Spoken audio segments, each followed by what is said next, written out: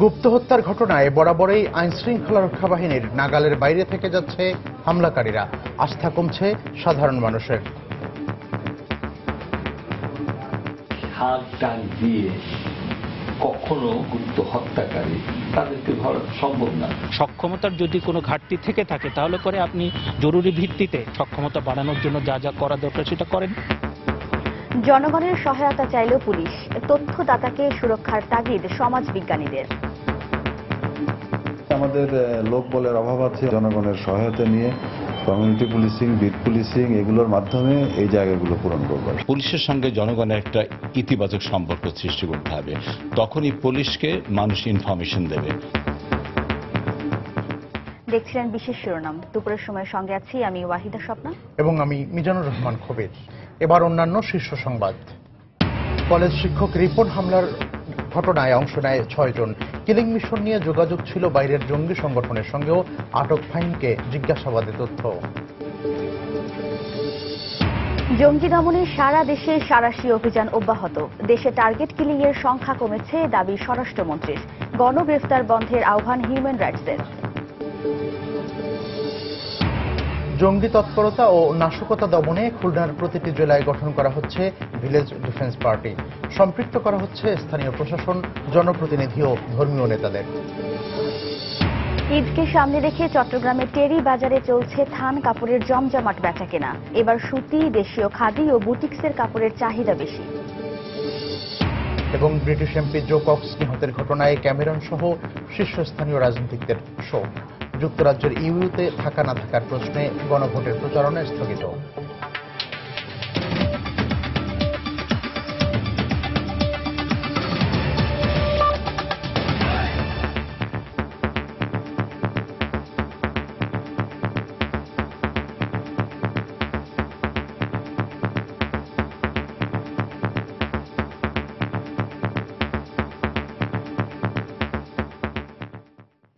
দেশজুড়ে প্রায় নিয়মিতই ঘটছে গুপ্ত হত্যার ঘটনা।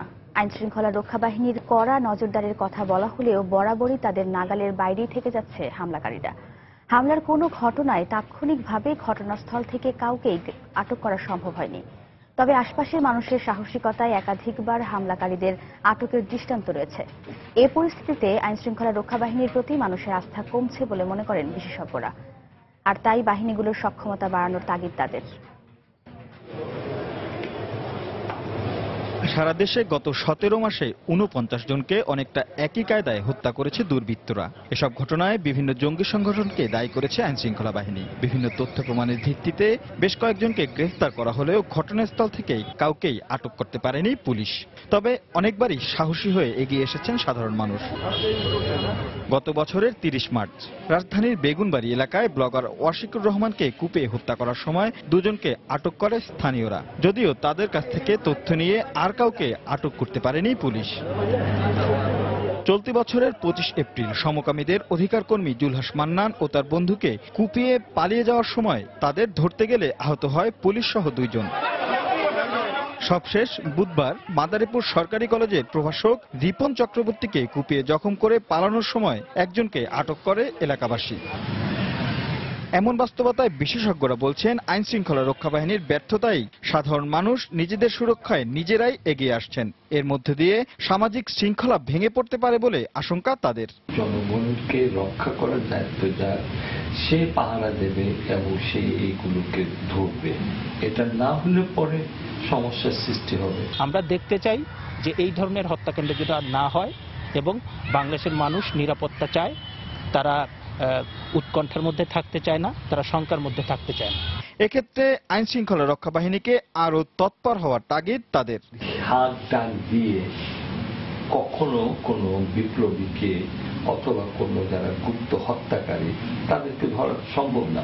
সক্ষমতার যদি কোনো ঘাটতি থেকে থাকে তাহলে পরে আপনি জরুরি ভিত্তিতে আপনার প্রশিক্ষণ কিংবা অন্যান্য যে সমস্ত সক্ষমতা বাড়ানোর জন্য যা যা করা দরকার সেটা করেন। পাশাপাশি রাজনৈতিক দলগুলোকেও সন্ত্রাস ও জঙ্গিবাদ দমনে উদার মনোভাব দেখানো উচিত বলেও মত বিশেষজ্ঞদের। আপনার সদিচ্ছা এবং সক্ষমতা। রাশেদ লিমন, সময় সংবাদ, ঢাকা। আইনশৃঙ্খলা রক্ষা বাহিনীগুলো মাঠ পর্যায়ে গোয়েন্দা তথ্য পেতে ব্যর্থ হওয়ার কারণে দেশে টার্গেট কিলিং বা গুপ্ত হত্যা বন্ধ করা যাচ্ছে না। আর এ ধরনের গুপ্ত হত্যা বন্ধ করতে না পারায় তা ক্রমশ নিয়ন্ত্রণের বাইরে চলে যাচ্ছে। এক্ষেত্রে সীমিত জনবলের কারণে মাঠ পর্যায়ে গোয়েন্দাদের কাছ থেকে প্রকৃত তথ্য না পাওয়ায় এখন জনগণের সহায়তা চাইছে পুলিশ। আর জনগণের আস্থা অর্জনের কথা বলছেন সমাজবিজ্ঞানীরা। বিস্তারিত জানাচ্ছেন কমল দে। গত 17 মাসে দেশে টার্গেট কিলিং এর শিকার হয়েছেন অন্তত 49 জন। প্রথম দিকে শুধুমাত্র কথিত নাস্তিক এবং ব্লগাররা আক্রমণের শিকার হলো, এখন হামলাকারীদের টার্গেট পরিবর্তন হয়েছে। হামলা কিংবা আক্রমণের ধরন এক হলো, তাদের হাত থেকে বাদ যাচ্ছে না লেখক, প্রকাশক, বিশ্ববিদ্যালয়ের শিক্ষক, মসজিদের ইমাম, মন্দিরের পুরোহিত, গির্জার ফাদার। সবশেষে তালিকায় যুক্ত হয়েছে পুলিশ কর্মকর্তার স্ত্রী এবং কলেজের শিক্ষক। এই অবস্থায় নিজেদের সীমাবদ্ধতার কথা তুলে ধরে টার্গেট কিলিং সংক্রান্ত সুনির্দিষ্ট তথ্য পেতে জনগণের সহায়তা চাইলেন চট্টগ্রাম মেট্রোপলিটন পুলিশের এই শীর্ষ কর্মকর্তা। অনেক ক্ষেত্রেই আমাদের লোক বলের অভাব আছে, অনেক কিছুই যেভাবে করার দরকার হয়তো সেই আদলে বা সেই মাত্রায় করা সম্ভব হয়ে ওঠে না। সেই জায়গাগুলো আমরা চেষ্টা করছি জনগণের সহায়তা নিয়ে কমিউনিটি পুলিশিং, বিট পুলিশিং এগুলোর মাধ্যমে এই জায়গাগুলো পূরণ করবার। অপরাধী ধরার ক্ষেত্রে পুলিশ ব্যর্থ হলো। মাদারীপুরের জনগণ বুধবার কলেজ শিক্ষক রিপন চক্রবর্তীকে ধারালো অস্ত্র দিয়ে কুপিয়ে পালিয়ে যাওয়ার সময় ফাহিম নামে একজনকে আটক করে আইন শৃঙ্খলা বাহিনীর হাতে তুলে দেয়। আমরা দুইজনে প্রথমত ওরে লোকে ধরার চেষ্টা করি, পরে ওইখানে যারা উপস্থিত জনগণ ছিল সবাই মিলে পরে ওরে ধরছি। তবে তার আগে জনগণের আস্থা অর্জনের কথা বলছেন সমাজবিজ্ঞানীরা। কারণ প্রকৃত অপরাধীদের বিচার সুনিশ্চিত না হলে তথ্যদাতা হুমকির মুখে পড়ার আশঙ্কা থেকে যাচ্ছে। পুলিশের সঙ্গে জনগণের একটা ইতিবাচক সম্পর্ক সৃষ্টি করতে হবে, তখনই পুলিশকে মানুষ ইনফরমেশন দেবে। আরেকটা জিনিস আছে, ইনফরমেশন দেওয়ার পরে যারা অপরাধী তাদের জন্য বিচার হয়, এটা জনগণ আশা করে। পুলিশ মূলত তাদের বিশেষ শাখা বা এসবির মাধ্যমে মাঠ পর্যায়ের সদস্যদের কাছ থেকে তথ্য সংগ্রহ করে। তাদের কাছ থেকে পাওয়া তথ্য যাচাই বাছাই শেষে প্রয়োজনীয় ব্যবস্থা নিয়ে থাকে। কমল দে, সময় সংবাদ, চট্টগ্রাম। মাদারীপুর সরকারি নাজিমউদ্দিন বিশ্ববিদ্যালয় কলেজের শিক্ষক রিপন চক্রবর্তীর উপর হামলার ঘটনায় 6 জন অংশ নেয়। তাদের মধ্যে 3 জন সরাসরি রিপনের উপর হামলা করে, বাকি 3 জন পরিকল্পনাকারী। সকালে প্রেস ব্রিফিংয়ে এসব তথ্য জানান সদর থানার ভারপ্রাপ্ত কর্মকর্তা জিয়াউল মোর্শেদ।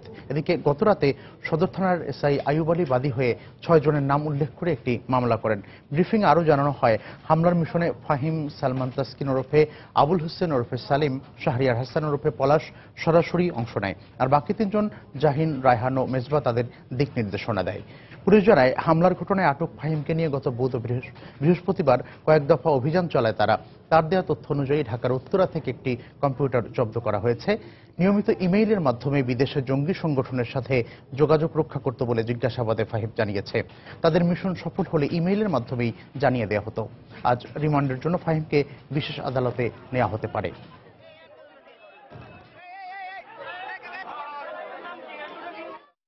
জনাব রিপন চক্রবর্তীকে হত্যার চেষ্টায় কুপিয়ে জখম করার অপরাধে ফাহিম নামে একজন দুর্বৃত্তকে হাতে হাতে আটক করা হয়েছে। তার তথ্য মতে এই কাজে জড়িত আরো 5 জন অপরাধীর নাম পাওয়া গেছে। প্রাথমিক জিজ্ঞাসাবাদে সে বিভিন্ন সংগঠনের সাথে জড়িত আছে মর্মে জানালেও প্রাথমিকভাবে ধারণা করা হচ্ছে হয়তো সে এই ধরনের কোনো জঙ্গি সম্পৃক্ততা তার থাকতে পারে। তবে তদন্তের মাধ্যমে এটা সুস্পষ্ট করা হবে। 6 জনকে এজাহার নামে আসামি করে মামলা দায়ের করা হয়েছে। জঙ্গি দমনের অংশ হিসেবে সারা দেশে চলছে আইন শৃঙ্খলা রক্ষা বাহিনীর বিশেষ অভিযান। 8ম দিনে অভিযান চালিয়ে 248 জনকে আটক করেছে পুলিশ। এদের মধ্যে 3 জন জেএমবি সদস্য রয়েছে বলে জানিয়েছে তারা। গত রাত থেকে সকাল পর্যন্ত রাজশাহীর বিভিন্ন স্থানে অভিযান চালায় পুলিশ। এ সময় নগরীতে টহলরত অবস্থায় তল্লাশি চালিয়ে সন্দেহভাজন 44 জনকে আটক করা হয়। নওগাঁর রানীনগর থেকে 2 জেএমবি সদস্য সহ 68 জনকে আটক করে পুলিশ। পাশাপাশি গাইবান্ধা থেকে 43 জনকে আটক করা হয়েছে। এদের মধ্যে 1 জন জেএমবি সদস্য বলে জানিয়েছে পুলিশ। গাজীপুরে 6টি থানা থেকে আটক করা হয় 84 জনকে। এছাড়া ঝিনাইদহ থেকে 5, চাঁদপুরে 2 এবং মানিকগঞ্জ থেকে আরও 2 জনকে আটক করে পুলিশ।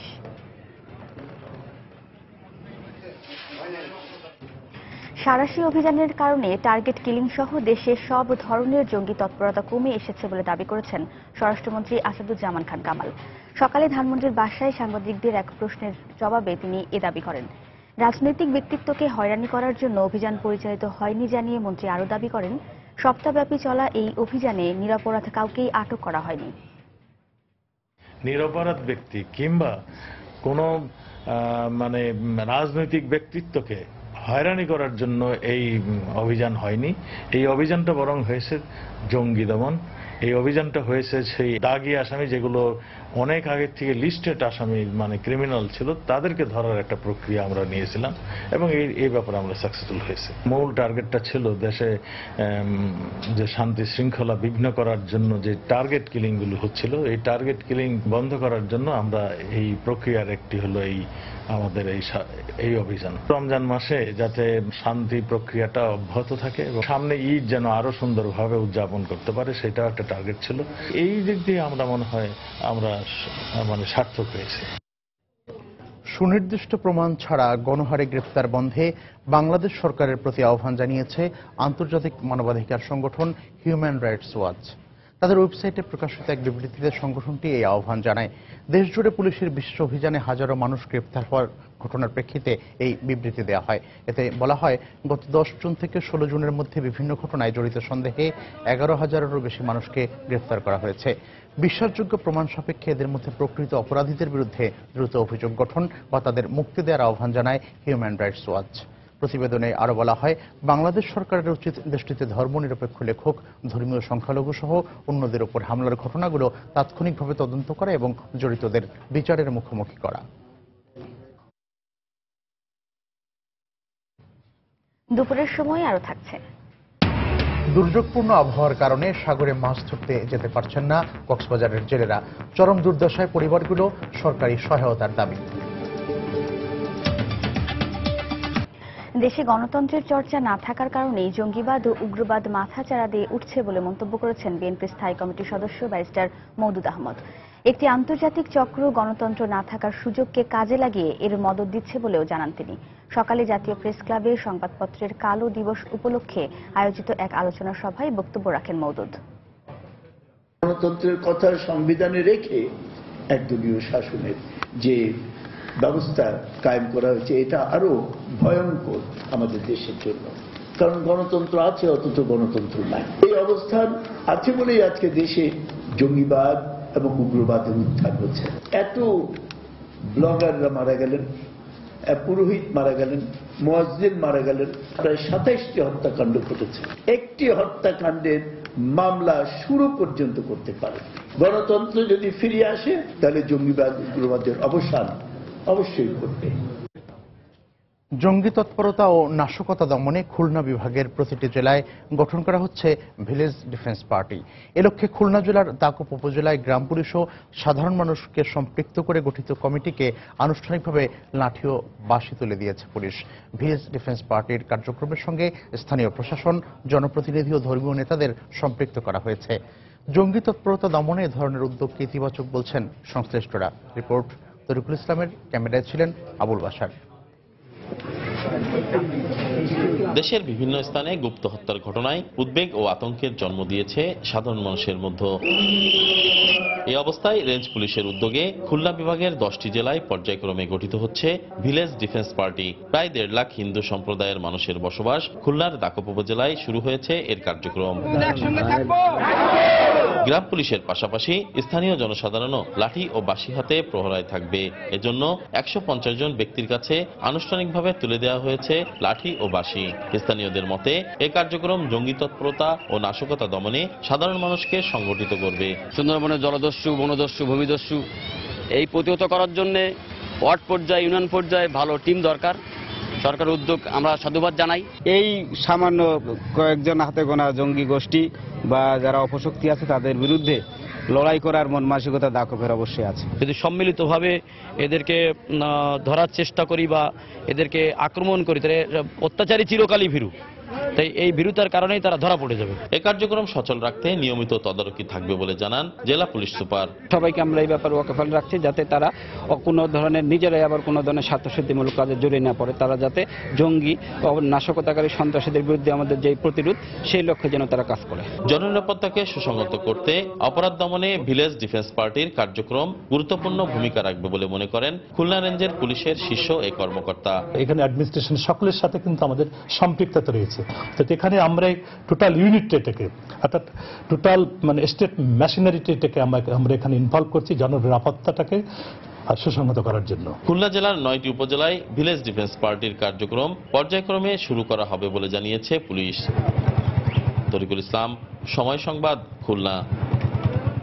দেশে চলমান গুপ্ত হত্যা ও জঙ্গিবাদের বিরুদ্ধে মানববন্ধন করেছে বামপন্থী কয়েকটি সংগঠন। সকালে জাতীয় জাদুঘরের সামনে এ মানববন্ধন হয়। প্রতিটি হত্যাকাণ্ডের সুষ্ঠু তদন্ত করে হত্যাকারীদের দৃষ্টান্তমূলক শাস্তির দাবি জানান বক্তারা। এ সময় দেশের মাটিতে জঙ্গিবাদের সমূলে নির্মূলের পাশাপাশি গুপ্ত হত্যা প্রতিরোধে দেশের সবাইকে ঐক্যবদ্ধ হওয়ারও আহ্বান জানান তারা।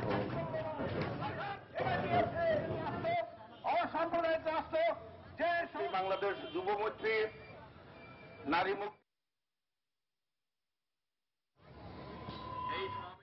দেখছেন দুপুরের সময়।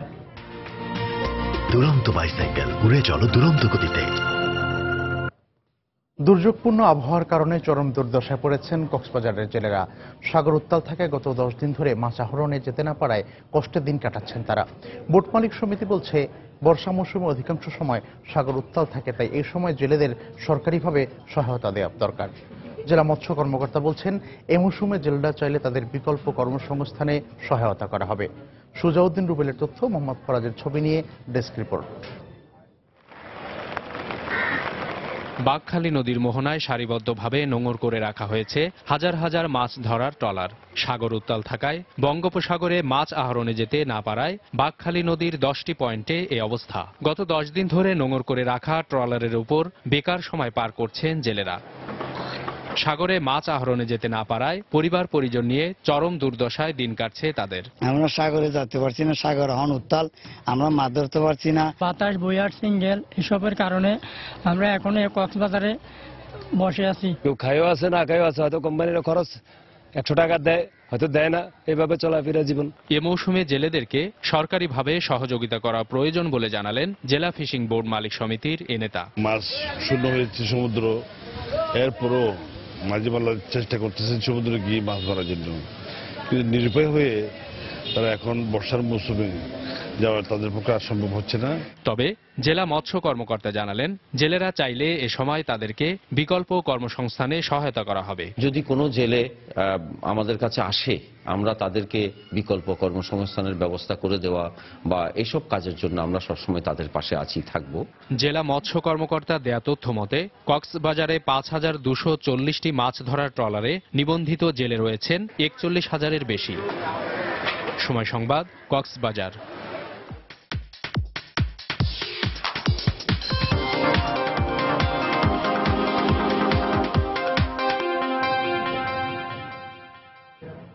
নানা রং আর ডিজাইনের থান কাপড় কিনে দর্জি বাড়িতে বানিয়ে ঈদের প্রিয় পোশাকটি পরতে স্বাচ্ছন্দ্য বোধ করেন অনেকেই। সেই চাহিদা মেটাতে শেষ মুহূর্তে দেশের থান কাপড়ের সবচেয়ে বড় পাইকারি বাজার চট্টগ্রামের টেরি বাজারে চলছে জমজমাট বেচাকেনা। সকাল থেকে গভীর রাত পর্যন্ত খুচরা আর পাইকারি ক্রেতা বিক্রেতাদের ভিড়ে মুখর এই বাজার। সুতি, দেশীয় খাদি ও বুটিক্সের কাপড়ের চাহিদা বেশি বলে জানিয়েছেন ব্যবসায়ীরা। আশরাফুল আলম মামুনের ক্যামেরায় রিপোর্ট শফিকুল আলমের। ঈদকে সামনে রেখে শেষ মুহূর্তে জমে উঠেছে থান কাপড়ের সবচেয়ে বড় পাইকারি বাজার চট্টগ্রামের টেরি বাজার। বাজারে দেশীয় কাপড় সহ ভারত ও পাকিস্তান থেকে আসা মেয়েদের 3 পিসে নাম ও রঙে আছে অভিনবত্ব। মারিয়াবি, গুল আহমেদ, মধুবালা ও তানসি বুটিক্স নামের বাহারি ডিজাইনের এসব কাপড়ের কাটতিও প্রচুর। তবে গরম হওয়ায় ক্রেতাদের পছন্দের তালিকায় সুতি ও দেশীয় কাপড়ের চাহিদা একটু বেশি। দেখছি নতুন কাপড় কোয়ালিটি কি কি আছে, আর এদের এখানে তো মোটামুটি আনকমন বা ভালো কাপড়ই পাওয়া যায়। গ্রাউন্ড নিতে আসছি, যদি ভালো লাগে তাহলে নিব। ভালো লাগতেছে, অনেক সুন্দর সুন্দর ডিজাইন দেখতেছি এখানে। সানা সাবিনাস, মারিয়াবি, কারিশমা এই ধরনের ব্র্যান্ডেড অনেক নতুন নতুন কাপড় আসছে। গঙ্গা, তারপরে এগুলা নাকাশি, তারপরে এই সমস্ত আইটেমের বিভিন্ন ধরনের নাম, কিন্তু তার থেকে সবচেয়ে বেশি বুটিক্সের কাপড়। এক্ষেত্রে পিছিয়ে নেই ছেলেরাও। পছন্দ মতো কিনছেন দেশি বিদেশি নানা রঙের শার্ট ও প্যান্টের কাপড়। থরে থরে সাজানো আছে দেশি বিদেশি খাদি ও সুতি সহ নানা ডিজাইনের পাঞ্জাবির কাপড়ও। টেরি বাজারে আমরা কালেকশনটা ভালো পাচ্ছি। ইয়াং জেনারেশন একটা পাঞ্জাবির দিকে ঝোঁক বেশি, সেক্ষেত্রে পাঞ্জাবিটা কেনা হয় আর কি। নতুন কালেকশন চলতেছে আপনার ক্যাটলগ আর প্রিন্টের মধ্যে এগুলো বর্ডার এগুলো চলতেছে এখন। ঈদের আগে প্রতিদিন কয়েকশো কোটি টাকার বাণিজ্য হয় এই বাজারে। তাই ক্রেতাদের নিরাপত্তার কথা মাথায় রেখে সমিতির পক্ষ থেকে নেওয়া হয়েছে নিরাপত্তা ব্যবস্থা। নির্বিঘ্নে কেনাকাটা করতে পারবে, কোনো অসুবিধা হবে না ইনশাল্লাহ। আমাদের পর্যাপ্ত নিরাপত্তা রয়েছে, আমাদের এখানে সিসি ক্যামেরার আওতায় আছে, এরপর আমাদের প্রশাসনিক তো আছেই। চট্টগ্রাম বন্দর ও বিভিন্ন স্থলবন্দর দিয়ে প্রতিদিন ভারত, পাকিস্তান সহ বিভিন্ন দেশ থেকে ট্রাকে ট্রাকে থান কাপড় আসে চট্টগ্রামের টেরি বাজারে, পরে তা ছড়িয়ে পড়ে দেশের বিভিন্ন অঞ্চলে। শফিকুল আলম, সময় সংবাদ, চট্টগ্রাম। ঈদ উপলক্ষে জমে উঠতে শুরু করেছে বিপণী বিতানগুলো, ক্রেতাদের ভিড়ও বাড়ছে আগের চেয়ে অনেক বেশি। এই মুহূর্তে কেনাকাটার খবর জানাতে রাজধানীর গুলশান এলাকায় আছেন সহকর্মী মোস্তফা মাহবুব। বিস্তারিত জানতে সরাসরি চলে যাচ্ছি তার কাছে। মাহবুব, জানেন যে আজকে কিন্তু এই রমজানের দ্বিতীয় শুক্রবার, এবং দ্বিতীয় শুক্রবার সকাল থেকেই কিন্তু আমি রাজধানীর বিভিন্ন যে বিপণী বিতান সেগুলোতে আছি এবং ঈদ কেনাকাটা সেগুলো দেখছি। এবং এই মুহূর্তে কিন্তু আমি যে গুলশান আড়ংয়ে আছি, এই আড়ংয়ে কিন্তু বলা চলে যে আসলে যে ঈদের যে কেনাকাটা বা কিন্তু বেশ ভালোভাবেই কিন্তু ঈদ কেনাকাটা শুরু হয়েছে। দর্শক দেখতে পাবেন যে আসলে প্রচুর ক্রেতা দর্শনার্থী কিন্তু এই আড়ংয়ে আছেন এবং নানা বয়সী মানুষ কিন্তু এখানে এসেছেন তার যে আসছে যে ঈদ, সেই ঈদ কেনাকাটার বা ঈদের যে কেনাকাটা, সেই জরুরি কেনাকাটাগুলো সারতে। তো মূলত এখানে আমি কথা বলে জেনেছি অনেকের সাথেই যে আজকে কিন্তু যে 11 রোজা চলছে, আগামী সপ্তাহ থেকে অনেকেই যারা আসলে রাজধানীর বাইরে যাবেন ঈদ করতে, তাদের কিন্তু যারা আসলে গ্রামের বাড়িতে যাবেন ঈদ করতে, তাদের কিন্তু ব্যস্ততা শুরু হয়ে যাবে। সে কারণেই কিন্তু এই শুক্রবারের যে ছুটির দিনটিকে, সেই ছুটির দিনটিকে কাজে লাগিয়ে কিন্তু তারা আসলে তাদের প্রয়োজনীয় কেনাকাটাটি সারছেন। এবং এখানে দেখতে পেয়েছি যে নানা বয়সী মানুষ কিন্তু এখানে এসেছেন পরিবার পরিজন সহ। বিশেষ করে শিশুদের মধ্যে কিন্তু একটি বাড়তি আনন্দ বা বাড়তি চাঞ্চল্যতা ছিল, কারণ ঈদের দিনে, ঈদ উপলক্ষে আসলে যে নতুন কাপড় বা নতুন পোশাকের যে চাহিদা, সেই ঈদ আনন্দকে কিন্তু নতুন পোশাক কিন্তু একটি বাড়তি সংযোজন বা বাড়তি আনন্দ সংযোজন করে। সেই বাড়তি আনন্দের যে উৎস, সেই কেনাকাটায় কিন্তু আসলে শিশুদের মধ্যে স্বাচ্ছন্দ্য দেখা গেছে।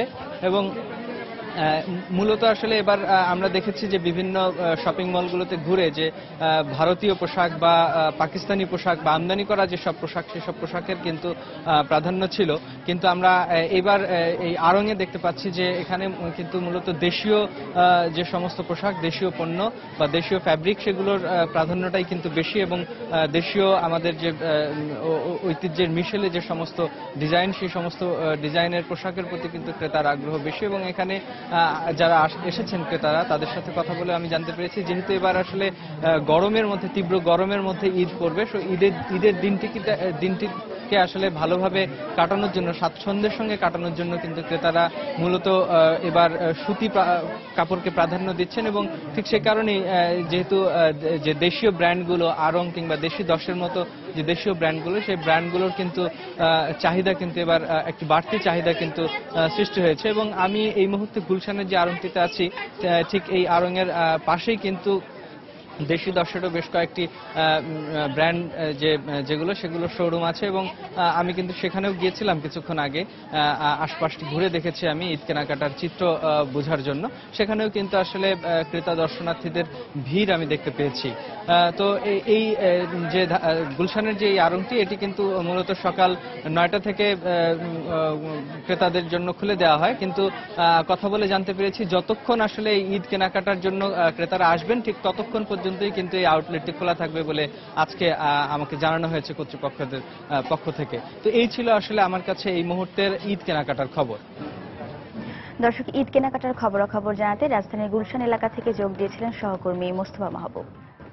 রাজধানীর ঈদ বাজারে বিভিন্ন ধরনের ফুটওয়্যার বিক্রিতে নামি দামি ব্র্যান্ডগুলোর সঙ্গে পেরে উঠছে না স্থানীয়ভাবে উৎপাদিত জুতা স্যান্ডেল।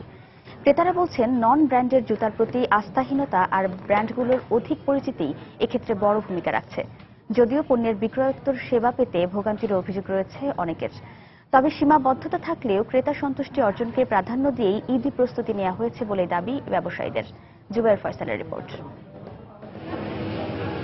দৈনন্দিন ব্যবহারের প্রয়োজনে বিভিন্ন ধরনের জুতা স্যান্ডেলের বেচাকেনা বছর জুড়েই চলে শোরুমগুলোতে, কিন্তু ঈদ এলেই নতুন জুতা কেনার জন্য আউটলেটগুলোতে ভিড় একটু বেড়ে যায়। এ সময়ে বাজারে ক্রেতাদের সংখ্যা যেমন বাড়ে, ঠিক তেমনি বিক্রেতারাও চিন্তা করেন নতুন ডিজাইন আর মডেলের পণ্য প্রদর্শনী করতে। ঈদ বাজারে ছেলেদের বিভিন্ন মডেলের স্যান্ডেল বিক্রি হচ্ছে 700 টাকা থেকে 4500 টাকার মধ্যে, মেয়েদের জুতা 1200 থেকে 3500 টাকা, আর বাচ্চাদের জুতার দাম রয়েছে 500 টাকা থেকে 2500 টাকা পর্যন্ত। তবে সাম্প্রতিক সময়ে দেশীয় এসব ব্র্যান্ডের শোরুমে পাওয়া যাচ্ছে বেশ কিছু বিদেশি ব্র্যান্ডও। এতে জুতা পছন্দে উপকৃত হচ্ছেন বলেই মত ক্রেতাদের, যদিও দাম একটু বেশি বলেই অভিযোগ তাদের। কিছু কিছু জুতা যেমন হাঁসপাপিসের বেশি, ওদের নকল করে বাটা বের করে। পাশে হাঁসপাপিস আছে যেটার দাম 7000 টাকা, বাটাতে ওই মডেলের একটা জুতা পাওয়া যাচ্ছে আপনার 3500 টাকা। কোনটা নতুন আর কোনটা পুরান, তো সেই অনুযায়ী যেমন মানুষের চাহিদা একটু ব্র্যান্ডের জিনিসের প্রতি আকর্ষণই বেশি। তারা যে সময় দিয়ে থাকে সেই সময়টা আর কি আমরা অমন করে করতে পারি না, কারণ আমাদের কাছে ওই রিসিপ্টটা থাকে না। এদিকে নানা সীমাবদ্ধতার কারণে পণ্যের বিক্রয়োত্তর সেবা দেয়া অনেক সময় সম্ভব না হলেও পণ্যের দাম এবছর কম বলেই দাবি বিক্রেতাদের। সমস্ত কাস্টমারদের জন্য আমরা সব ধরনের প্রোডাক্টই আমরা নিয়ে আসছি। আমরা এবছর অনেক ইন্টারন্যাশনাল ব্র্যান্ড লঞ্চ করছি। প্রাইস পয়েন্টটা অনেক কমিয়ে আমরা মার্জিন কম করে সবার সাধ্যের মধ্যে আমরা সব ধরনের প্রোডাক্ট নিয়ে আসছি। আসলে আমরা চেষ্টা করি আমাদের সর্বোচ্চ দেওয়ার জন্য। অনেক সময় তো সম্ভব হয় না, অনেকের ফুল স্যাটিসফাই আমরা দিতে পারি না। তবে বিপণনের দিক দিয়ে বেশ পিছিয়েই আছে দেশীয় উদ্যোক্তাদের তৈরি জুতা স্যান্ডেল। এমনকি বিক্রি বাড়াতে প্রদর্শনীতে আমদানি করা পণ্য রাখলেও ক্রেতাদের নজর কাটতে পারছেন না তারা। কাস্টমার ডিমান্ডের জন্য কিছু বাইরের প্রোডাক্টও রাখা হয়। কাস্টমারের মুভমেন্ট খুব একটা বেশি না, মোটামুটি। জুবাইর ফয়সাল, সময় সংবাদ, ঢাকা।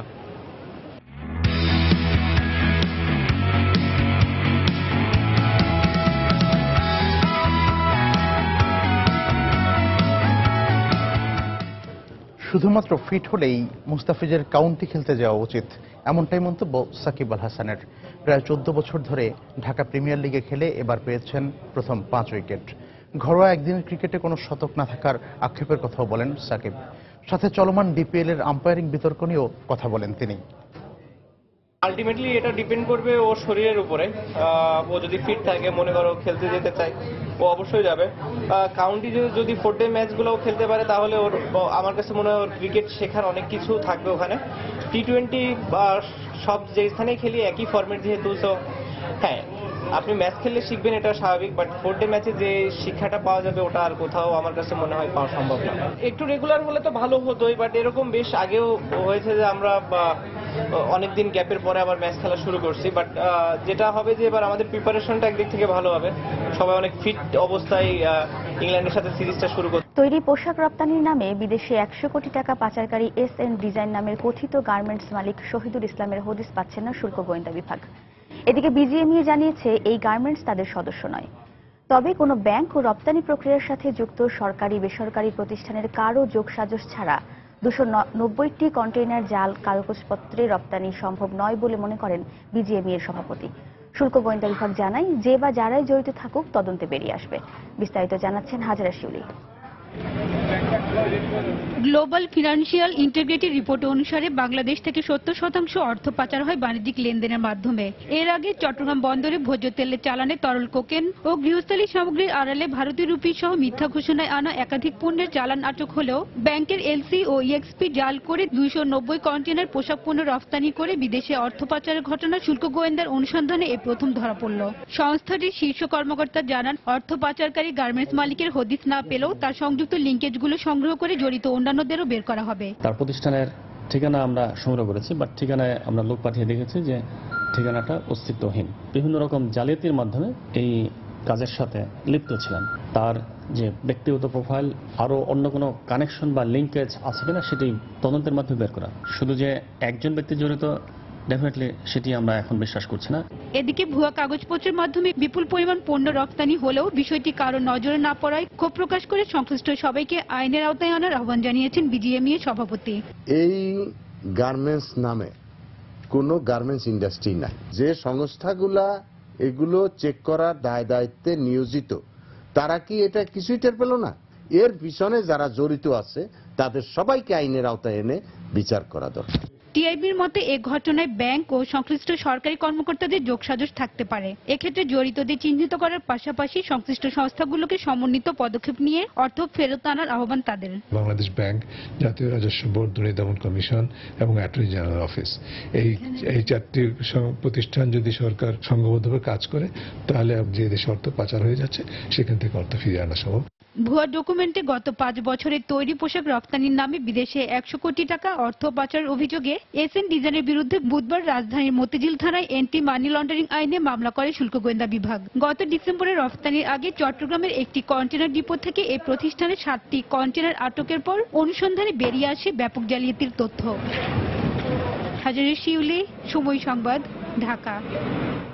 দুপুরের সময়ে আরো থাকছে। ইকুয়েডরকে 2-1 গোলে হারিয়ে কোপা আমেরিকার সেমিফাইনালে স্বাগতিক যুক্তরাষ্ট্র।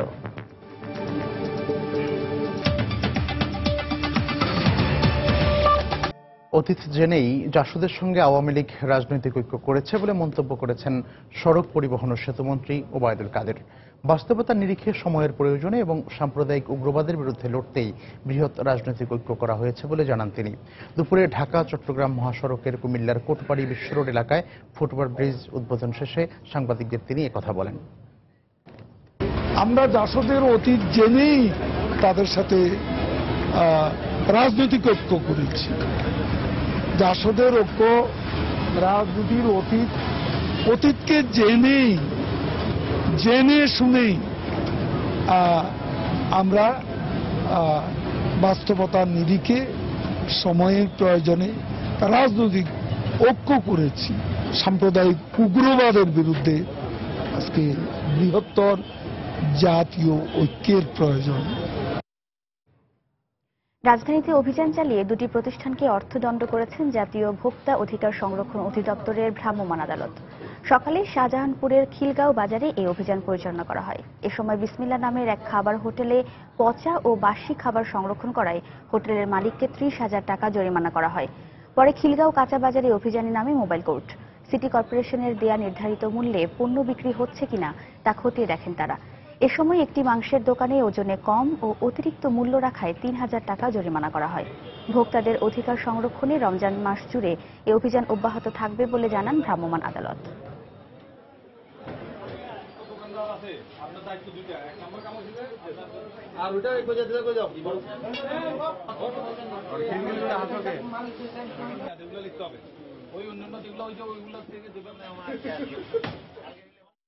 ওজনে কারচুপি এবং তার মূল্য, সে ধার্যকৃত মূল্য যেটা ছিল সে 420 টাকা, সেটা থেকে 450 টাকা সে নিয়েছে, যার জন্য তাকে 3,000 টাকা জরিমানা করা হয়েছে। এবং পাশের যে রেস্টুরেন্টটি আছে, এই রেস্টুরেন্টটি অস্বাস্থ্যকর প্রক্রিয়ায় ইফতার তৈরি করছিল এবং তাদের কাছে গতকালকের পুরনো ইফতারি পাওয়া গিয়েছে এবং পচা মাংস পাওয়া গিয়েছে এবং কাঁচা মাংস তারা রান্না মাংসের সাথে একত্রে রেখেছিল, যার জন্য এই হোটেলটিকে 30,000 টাকা জরিমানা করা হয়েছে। চট্টগ্রামে কাভার্ড ভ্যানের ধাক্কায় এক নারী সহ 2 জন নিহত হয়েছেন। সকাল 10টার দিকে এই দুর্ঘটনা ঘটে। পুলিশের প্রত্যক্ষদর্শীরা জানান, নগরীর বন্দরটিলা এলাকায় একটি রিকশাকে পেছন থেকে সজোরে ধাক্কা দেয় একটি কাভার্ড ভ্যান। এতে দুর্ঘটনাস্থলে নিহত হন রিকশা চালক। গুরুতর আহত হন রিকশার যাত্রী কোহিনুর আক্তার। আশঙ্কাজনক অবস্থায় তাকে উদ্ধার করে চট্টগ্রাম মেডিকেল কলেজ হাসপাতালে ভর্তি করা হলে চিকিৎসাধীন অবস্থায় তিনি মারা যান। এদিকে কাভার্ড ভ্যানটি আটক করা গেলেও চালক পালিয়ে গেছে।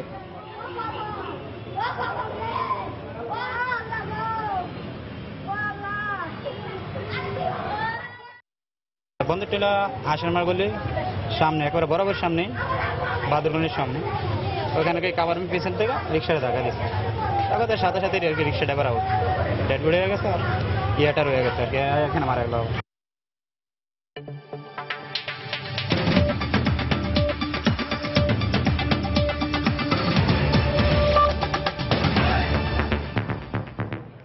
যুক্তরাজ্যের বিরোধী লেবার পার্টির এমপি জো কক্সের হত্যাকাণ্ডের ঘটনায় শোক জানিয়েছেন প্রধানমন্ত্রী ডেভিড ক্যামেরন সহ শীর্ষ রাজনৈতিক নেতারা। বৃহস্পতিবার দুপুরে উত্তর ইংল্যান্ডের নিজ নির্বাচনী এলাকায় এক দুর্বৃত্ত তাকে গুলি করে ও ছুরিকাঘাতে হত্যা করে। ইইউতে ব্রিটেনের থাকার পক্ষে অবস্থান নেওয়ার কারণেই কক্সের উপর হামলা চালানো হয়েছে বলে ধারণা করা হচ্ছে। এই অবস্থায় 23 জুন যুক্তরাজ্যের ইইউতে থাকা না থাকার প্রশ্নে গণভোটের প্রচারণা স্থগিত করেছে কর্তৃপক্ষ। ব্রিটেনের লেবার পার্টির এমপি জো কক্সের হত্যাকাণ্ডের ঘটনায় শোক জানাতে ইংল্যান্ডের ব্রিস্টল শহরে ফুল হাতে জড়ো হয় শিশুরা। এ সময় জাতীয় পতাকা অর্ধনমিত রাখার পাশাপাশি নৌকায় হুইসেলের ধ্বনিতে শ্রদ্ধা জানানো হয় প্রয়াত এই নেতার প্রতি। লন্ডনের পার্লামেন্ট স্কয়ারের সামনে মোমবাতি জ্বালিয়ে ও ফুল দিয়ে শ্রদ্ধা জানাতে আসেন সর্বস্তরের মানুষ। কানাডাও তাদের পার্লামেন্ট অধিবেশন শুরুর আগে কক্সের প্রতি শ্রদ্ধায় 1 মিনিট নীরবতা পালন করেন। এই ঘটনায় শোক জানানোর পাশাপাশি গভীর উদ্বেগ প্রকাশ করেছেন ব্রিটিশ প্রধানমন্ত্রী ডেভিড ক্যামেরন, লেবার পার্টির নেতা জেরেমি করবিন সহ শীর্ষ রাজনৈতিক নেতারা। আমি নিহতের স্বামী ব্রেন্ডন কক্স ও তার 2 সন্তানের প্রতি গভীর সমবেদনা জানাই। রাজনৈতিক অঙ্গনের উজ্জ্বল এক নক্ষত্র হারিয়েছি আমরা। কক্স সবসময় মানবাধিকার আর ন্যায় বিচারের পক্ষে প্রচার চালিয়েছেন। আমরা তার স্মৃতিকে বাঁচিয়ে রাখতে ঘৃণার বিরুদ্ধে লড়াই করে যাব। বৃহস্পতিবার দুপুরে নিজ নির্বাচনী এলাকা বিটস্টলে বৈঠকের প্রস্তুতি নেওয়ার সময় হামলার শিকার হন কক্স। স্থানীয় গ্রন্থাগারের কাছে এক হামলাকারী তাকে লক্ষ্য করে 3 বার গুলি ছুড়ে ও ছুরিকাঘাত করে পালিয়ে যায়। গুরুতর আহত অবস্থায় কক্সকে লিডস জেনারেল হাসপাতালে নিয়ে গেলে কর্তব্যরত চিকিৎসক তাকে মৃত ঘোষণা করেন। ওই ঘটনায় 77 বছর বয়সী এক ব্যক্তি সামান্য আহত হন। পরে পুলিশ হামলাকারী সন্দেহে 52 বছর বয়সী এক ব্যক্তিকে গ্রেফতার করলেও তার পরিচয় গোপন রেখেছে। তবে স্থানীয় গণমাধ্যম ওই ব্যক্তির নাম থমাস মেয়ার বলে জানায়। ঘটনাস্থলের কিছু দূর থেকে আমরা সন্দেহভাজন হামলাকারীকে গ্রেফতার করেছি। এ সময় তার কাছ থেকে আগ্নেয়াস্ত্র উদ্ধার করা হয়। হত্যাকাণ্ডে আর কেউ জড়িত নয় বলেই আমাদের ধারণা। তার প্রতি শ্রদ্ধা জানাতে যুক্তরাজ্যের ইইউতে থাকা না থাকার প্রশ্নে 23 জুনের গণভোট নিয়ে প্রচারণা স্থগিত রাখার ঘোষণা দেওয়া হয়েছে। সঞ্জনা চৌধুরী, সময় সংবাদ।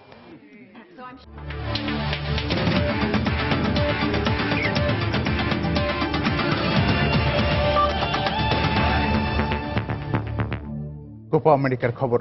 শতবর্ষের বিশেষ আসরে প্রথম দল হিসেবে সেমিফাইনাল নিশ্চিত করল স্বাগতিক যুক্তরাষ্ট্র। ওয়াশিংটনের সেঞ্চুরি লিংক স্টেডিয়ামে উত্তেজনাপূর্ণ ম্যাচে ইকুয়েডরকে 2-1 গোলে হারিয়েছে ইউরগেন ক্লিন্সম্যানের দল। ফলে প্রায় 2 দশক পর কোপা আমেরিকার শীর্ষ 4-এ জায়গা করে নিয়েছে যুক্তরাষ্ট্র।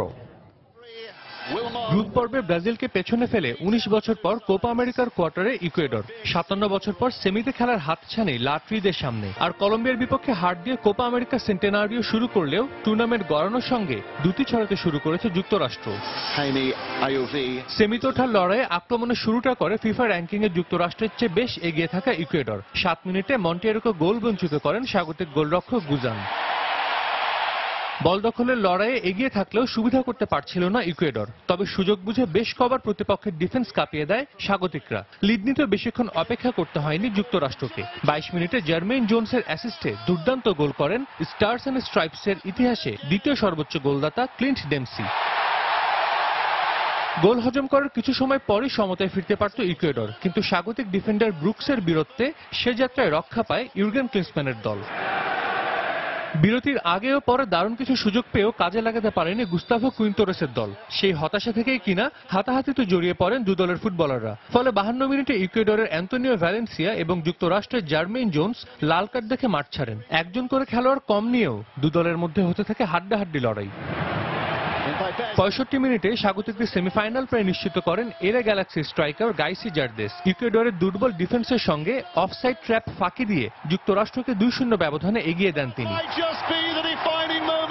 এর কিছু সময় পরই অবশ্য ইকুয়েডরের আরোয়া মিনা দুর্দান্ত শটে দলের হয়ে একটি গোল শোধ করেন। তখনও সুতোয় ঝুলছিল ইকুয়েডরের সেমিতে খেলার স্বপ্ন। 76 মিনিটে প্রায় স্তব্ধ হয়ে গিয়েছিল পুরো স্টেডিয়াম, কিন্তু এনার ভ্যালেন্সিয়ার হেড পোস্টে লেগে ফিরে আসায় হতাশ হতে হয় ইকুয়েডরকে। পুরো ম্যাচের মতো যোগ করার সময়ও স্বাগতিক ডিফেন্সের পরীক্ষা নিতে থাকে ইকুয়েডরের ফুটবলাররা, কিন্তু মার্কিন মুলুকের রাজধানীতে শেষ হাসি হাসে স্বাগতিকরাই। 21 বছর পর কোপা আমেরিকার শীর্ষ 4-এ জায়গা করে নেয় যুক্তরাষ্ট্র। সাজিদ মুস্তাহিদ, সময় সংবাদ। দুপুরের সময় এ পর্যায়ে শীর্ষ সংবাদ জানিয়ে দিচ্ছি আরেকবার। গুপ্ত হত্যার ঘটনায় বরাবরই আইনশৃঙ্খলা রক্ষা বাহিনীর নাগালের বাইরে থেকে যাচ্ছে হামলাকারীরা। আস্থা কমছে সাধারণ মানুষের, সক্ষমতা বাড়ানোর তাগিদ। সীমিত জনবলের কথা বলে গুপ্ত হত্যা বন্ধে জনগণের সহায়তা চাইল পুলিশ। আস্থা অর্জনে সচেষ্ট হওয়ার আহ্বান জানালেন সমাজবিজ্ঞানীরা। কলেজ শিক্ষক রিপন হামলার ঘটনায় অংশ নেয় 6 জন। কিলিং মিশন নিয়ে যোগাযোগ ছিল বাইরের জঙ্গি সংগঠনের সঙ্গেও। আটক ফাহিমকে জিজ্ঞাসাবাদে তথ্য। জঙ্গি দমনে সারা দেশে সাঁড়াশি অভিযান অব্যাহত। দেশে টার্গেট কিলিং এর সংখ্যা কমেছে, দাবি স্বরাষ্ট্রমন্ত্রীর। গণগ্রেফতার বন্ধের আহ্বান হিউম্যান রাইটসের। এবং ব্রিটিশ এমপি জো কক্স নিহতের ঘটনায় ক্যামেরন সহ শীর্ষস্থানীয় রাজনীতিকদের শোক। যুক্তরাজ্যের ইইউতে থাকা না থাকার প্রশ্নে গণভোটের প্রচারণা স্থগিত। এই ছিল দুপুরের সময়। যে কোনো খবর পেতে ভিজিট করুন সময়নিউজ.টিভি। সঙ্গে থাকুন সময়।